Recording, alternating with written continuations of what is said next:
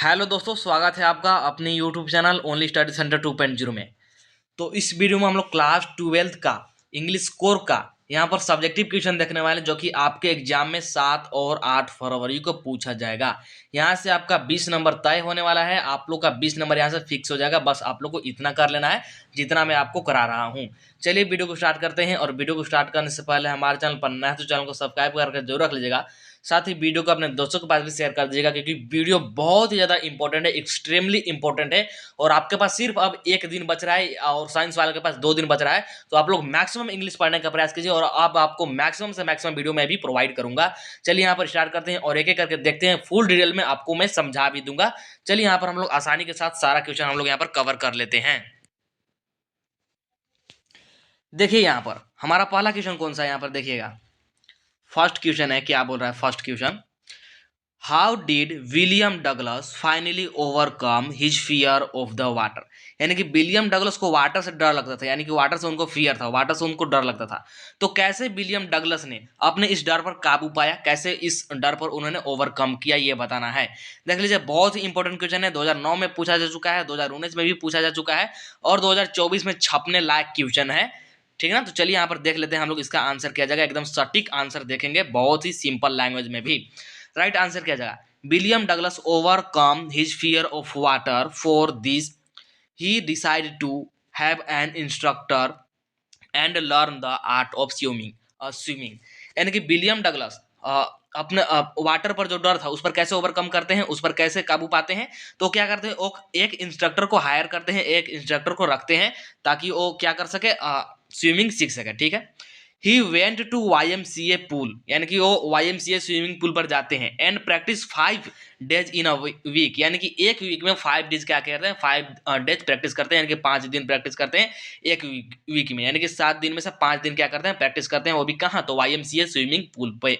ठीक है। नेक्स्ट आगे बढ़ते हैं। Instructor taught him to put his face under the water, यानी कि इंस्ट्रक्टर जो था, यानी कि जो सिखाने वाला था, वो क्या सिखा रहा था कि कैसे फेस को अंदर करना है पानी में। And and also taught how to exhale and inhale. और साथ में जो इंस्ट्रक्टर था ये भी सिखा रहा था कि कैसे एक्सेल करना है और इनहेल करना है। ठीक है ना। एक्सेल इनहेल मतलब कि कैसे सांस वगैरह लेना है, ये भी सिखा रहा था इंस्ट्रक्टर। किसको, तो विलियम डगलस को, जो कि हमारे ऑथर है। फिर आगे देखिएगा क्या लिखेंगे। After some time he become a perfect swimmer, यानी कि कुछ दिनों बाद प्रैक्टिस करते करते, एक वीक में 5 डेज प्रैक्टिस कर रहे थे, तो प्रैक्टिस करते करते वो कुछ दिन में क्या हो जाते हैं, परफेक्ट हो जाते हैं, मतलब कि अच्छा खासा उनको तैरना आ जाता है। तो फिर क्या है, फिर क्या बोल रहा है, and he went to lake went out. और तो फिर इसके बाद वो कहाँ जाते हैं, फिर उसके बाद वो लेक वेंटॉर्थ में जाते हैं, जो कि एक बहुत बड़ा नदी होता है, रिवर होता है। ठीक है। एंड स्विमिंग अक्रॉस 2 माइल्स, और वहां पर लगभग यानी कि 2 माइल तक क्या करते हैं, ये स्विमिंग करते हैं, यानी कि तैरते हैं। कौन, हमारे William Douglas ji. Then the overcome his fear of water, और फिर वो क्या कर लेते हैं, फियर ऑफ वाटर, वाटर पर क्या कर लेते हैं, ओवरकम कर लेते हैं। यानी कि जो उनको पानी से डर लगता था, तैरने से डर लगता था, इस पर क्या कर लेते हैं, काबू पा लेते हैं। इस प्रकार से ये काबू पाते हैं। तो ऐसा आप लोग को लिख देना है, मेन आप लोग को समझना है, और आप लोग अपने लैंग्वेज में भी बना करके लिख सकते हैं। ठीक है। तो इस प्रकार से हमारा first most important VBI subjective question complete हो गया। ठीक है। चलिए आगे बढ़ते हैं और बढ़ते हैं यहाँ पर सेकंड क्वेश्चन की ओर। तो सेकंड क्वेश्चन क्या है, देखिएगा सेकंड क्वेश्चन क्या है, ये क्या बोल रहा है, यहाँ पर देखेंगे। ये भी मोस्ट इंपॉर्टेंट क्वेश्चन है, क्या है देख लीजिए जरा सा। How did Mr M Hamel behave as the last lesson come to the end. यानी कि जो एम हेमेल होते हैं, मिस्टर एम हेमेल, जो कि एक फ्रेंच टीचर है। ठीक। और कौन से चैप्टर से, कौन से चैप्टर से ये क्वेश्चन, द लास्ट लेसन वाले आपके चैप्टर से है। तो पूछ रहा है कि how did Mr M Hamel behave as the last lesson, यानी कि जो उनका लास्ट लेसन होने वाला था, ठीक, जिस दिन वो लास्ट फ्रेंच लैंग्वेज पढ़ाने वाले थे, तो उनका उस दिन का बिहेवियर कैसा था, ये पूछ रहा है। 2009 में पूछा जा चुका है, साथ में 2019 में भी पूछा जा चुका है, मतलब कि मोस्ट इंपोर्टेंट ये भी होने वाला। ठीक है। चलिए यहाँ पर इसका आंसर कैसे लिखेंगे, तो थोड़ा सा मैं समझाता हूँ, आप लोग अपने लैंग्वेज में भी लिख सकते हैं। जैसे कि एम एम एल एक फ्रेंच टीचर थे, तो आप लोग ऐसे लिख सकते हैं कि M M L is a French teacher. वो क्या थे, फ्रेंच के टीचर थे। ठीक है। वो लास्ट लेसन पढ़ाने वाले थे, क्योंकि जो फ्रांस था ये हार गया था। ठीक। तो बर्लिन से ऑर्डर आया था कि सिर्फ आप जर्मन पढ़ाया जाएगा, तो उनका लास्ट लेसन होने वाला था, और उन्होंने उस दिन ग्रीन कोट वगैरह पहन रखा था। तो ये सारा कुछ आप लोग लिख सकते हैं। मैंने यहाँ पर तो लिख रखा है, ये जरूरी नहीं कि आप लोग इसी को रट के लिखिए, अपने लैंग्वेज में लिख सकते हैं। ठीक है। तो यहाँ पर इसका आंसर देखते हैं क्या बोल रहा है। M Hamel was solemn and gentle, वो क्या थे, मतलब सोलन एंड जेंटल थे। ठीक है। अच्छा खासा जेंटल थे। He sat mention less in his chair during the waiting lesson waiting lesson, जो लेसन का वेटिंग करते हैं, ही गैज्ड एट वन थिंग और the other. Perhaps he wanted to fix in his mind how everything looked in that little school room. छोटा सा school room था ना. Surely it had broken his heart to leave it all after 40 years. और surely यानी कि पक्का उनका जो हार्ट है ये ब्रेक होने वाला है, ठीक. या फिर बोल सकते हैं कि उनको थोड़ा सा दुख होगा, क्योंकि वो उस स्कूल में 40 साल से, पिछले 40 साल से पढ़ा रहे थे. अब उनको इस स्कूल में पढ़ाना छोड़ना पड़ेगा. यहाँ तक कि फ्रेंच यहाँ पढ़ाना उनको छोड़ना पड़ेगा. अब सिर्फ जर्मनी पढ़ा जाएगा और उसके लिए नए टीचर आएंगे, तो ऑब्वियसली दुख तो होता ही है, ठीक. तो वही बात यहाँ पर बोल रहा है. तो ऐसे आप लोग लिख सकते हैं, और जो मैंने आप लोग को समझाया उस प्रकार से भी लिख सकते हैं, ठीक है. तो इस प्रकार से आप लोग को समझ करके क्या करना है, लिखना है. चलिए नेक्स्ट क्वेश्चन की बात कर लेते हैं. क्वेश्चन नंबर 3 क्या बोल रहा है, मोस्ट इंपोर्टेंट क्वेश्चन है ये भी. देखिएगा क्या बोल रहा है. क्या बोल रहा है कि what was the plea of the folk who had put on the road side stand. यानी कि रोड साइड स्टैंड जिन्होंने पुट किया है, तो उनके बारे में ये पूछ रहा है, ठीक. और वो भी क्या कि what was the plea of the folk who had put off the road side stand, ठीक है. तो इसका आंसर हम लोग देखेंगे, बहुत ही इजी है इसका आंसर. ये 2019 में पूछा जा चुका है, ठीक. इसका भी पूछे जाने की संभावना बहुत ही ज्यादा है. क्या बोल रहा है, The man who had put up the roadside stand pleaded pathetically for some customer to come. यानी कि जो भी व्यक्ति रोड साइड स्टैंड लगाए हैं, रोड साइड स्टैंड क्या होता है, तो रोड साइड स्टैंड जो भी हाईवे होता है उसके बगल में, यानी कि रोड के बगल में कुछ गुमटी टाइप का या फिर छोटा सा दुकान वगैरह खोल दिया जाता है और उसके बगल में बेचा जाता है, तो उसी को हम लोग रोड साइड स्टैंड बोलते हैं. रोड साइड स्टैंड क्यों खोला गया था, ताकि वहां पर कस्टमर आए. तो यही यहाँ पर बोल रहा है कि pleaded pathetically for some customer to come and आगे क्या बोल रहा है देखिएगा, and they wanted to earn money. वो क्या चाहते थे, वो मनी अर्न करना चाहते थे फ्रॉम देम, यानी कि जो भी उस रास्ते से गुजरेंगे, यानी कि रोड साइड से. They wanted that the city folk passing through the countryside, ठीक, would stop there to buy something. और जो भी इस रोड से जाए, यानी कि जो भी लोग इस हाईवे से जाए, वो क्या करे, यहाँ पर रुके, यानी कि रोड साइड स्टैंड पर रुके और वहां पर क्या करे, वो कुछ खरीदे, ठीक, फ्रॉम देम, यानी कि उनसे कुछ खरीदे. It was the intention with which the road side stand was setup. यानी कि इसी मकसद से रोड साइड स्टैंड को यहाँ पर किया गया था, सेटअप किया गया था. इसी मकसद से सेटअप किया गया था कि जितने भी आने वाले जाने वाले लोग हैं यहाँ पर रुकेंगे और कुछ ना कुछ जरूर खरीदेंगे, जिससे कि जो भी रोड साइड स्टैंड बिल्ड किया है, जो भी रोड साइड स्टैंड लगाया है, उनको क्या मिले, पैसा मिले, यानी कि वो पैसा कमा सके. तो ऐसे आप लोग को आंसर लिख देना है. तो तीसरा का क्वेश्चन भी कंप्लीट हो गया. देख लीजिए चौथा नंबर वाला क्वेश्चन क्या है. चौथा नंबर वाला क्वेश्चन देखिएगा क्या है यहाँ पर. यह भी मोस्ट इंपोर्टेंट क्वेश्चन है. देखिएगा क्या है, देखिए यहाँ पर क्या है, देखिएगा.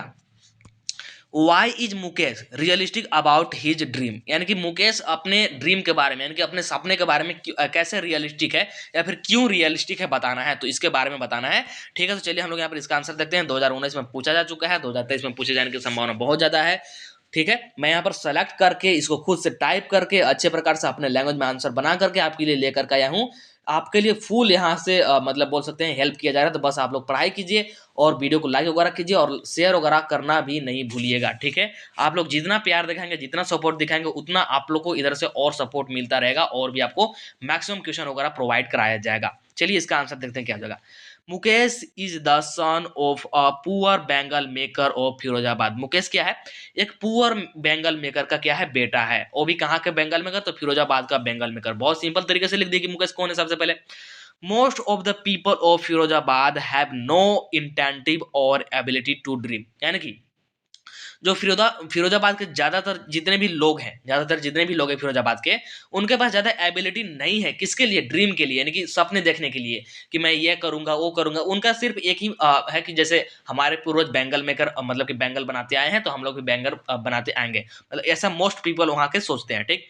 लेकिन but Mukesh is an exception. लेकिन मुकेश क्या है, एक एक्सेप्शन है. एक्सेप्शन यहाँ पर केमिस्ट्री वाला एक्सेप्शन आ गया ना, ऐसा नहीं है. केमिस्ट्री वाला एक्सेप्शन से याद रख सकते हैं, मतलब कि मुकेश क्या है, इन लोग से हट के है, ठीक.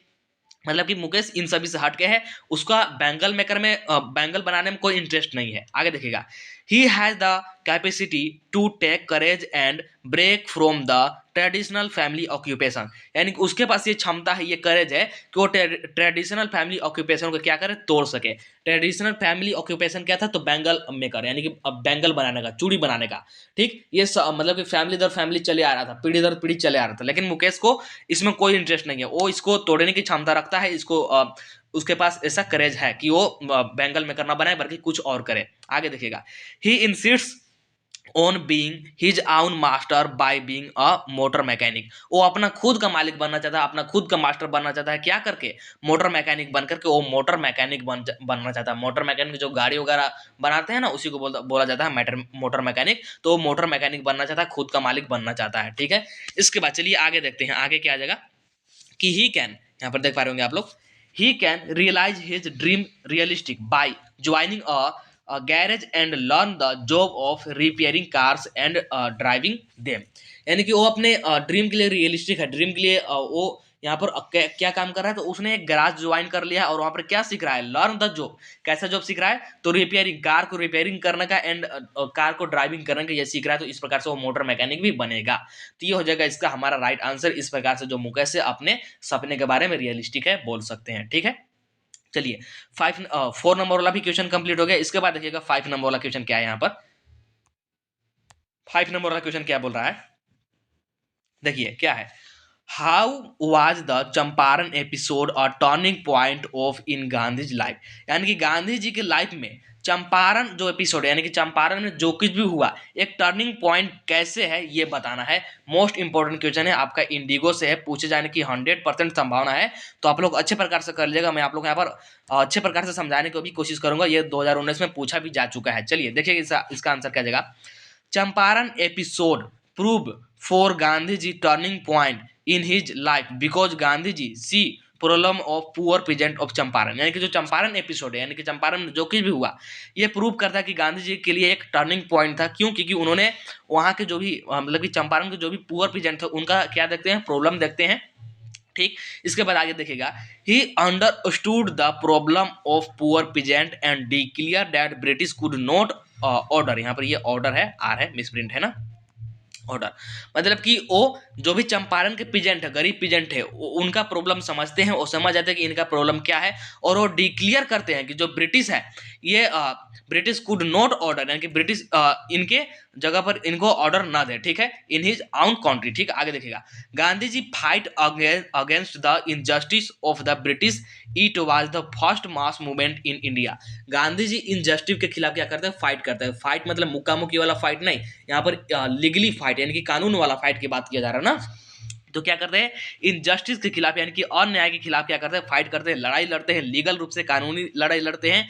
और क्या करते हैं? वहाँ के जो भी पुअर पीजेंट होते हैं उनको वहाँ पर जस्टिस दिलाते हैं। और ये उनका फर्स्ट मूवमेंट था इंडिया में, पहला इनका ये मूवमेंट था इंडिया में। तो इस प्रकार से इसका आंसर हम लोग लिख देंगे।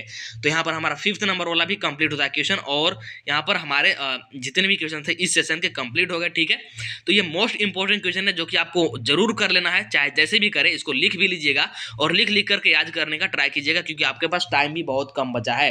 तो इसी प्रकार से मैं और भी आपको प्रोवाइड करता रहूंगा मोस्ट इंपॉर्टेंट क्वेश्चन। तो बस बने रहिएगा, एक प्यारा सा कमेंट कर दीजिएगा, वीडियो को लाइक कर दीजिएगा, चैनल को सब्सक्राइब करके रख लीजिएगा। ठीक है, आपको यहाँ पर अब ये 100% काम आने वाला है चैनल। तो इस वीडियो में इतना ही रखते हैं। ठीक, चलिए मिलते हैं नेक्स्ट वीडियो में। वीडियो को ज़्यादा लंबा नहीं करेंगे, अदरवाइज आप लोगों को नींद आने लगा और आप लोगों को पढ़ने में इंटरेस्ट उस प्रकार से नहीं रहेगा। छोटा छोटा वीडियो रखेंगे, लेकिन आपको कंप्लीट करा देंगे, एक भी क्वेश्चन से यहाँ से बाहर नहीं आएगा। 100% आप लोग लिख करके आएंगे एग्जाम में और बोलेंगे कि क्या एग्जाम गया है। तो बस विश्वास रखिए और बने रहिए। चलिए मिलते हैं नेक्स्ट वीडियो में, तब तक के लिए टाटा बाय बाय।